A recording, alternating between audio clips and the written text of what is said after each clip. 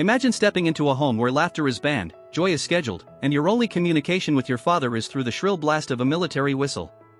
This was the reality for the 7 Von Trapp children until a free-spirited, singing postulant named Maria cracked the ice.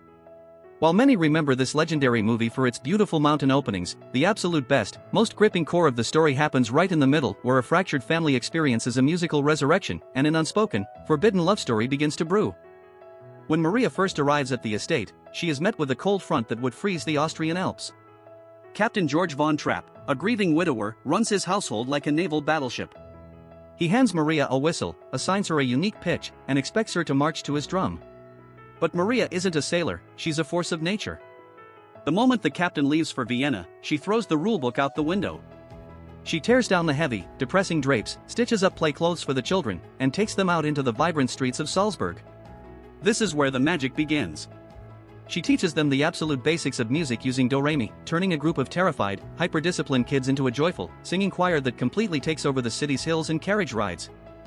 But every great story needs a collision, and it happens the second the captain returns. He isn't alone, he brings along the elegant, wealthy Baroness Elsa von Schrader, whom he intends to marry. As their car pulls up, the captain is mortified to find his children climbing trees, soaked in river water, and singing at the top of their lungs.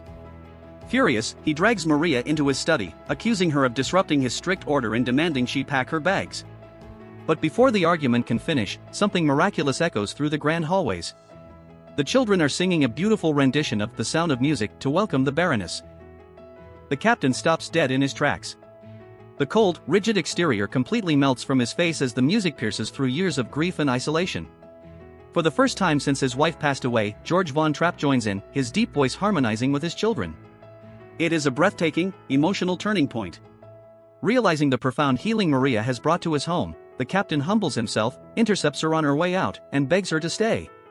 The dynamic has completely shifted, the whistle is dead, and the house is finally alive. To celebrate this newfound joy and show off his stunning new fiancée, the captain throws an extravagant, glittering grand ball at the estate.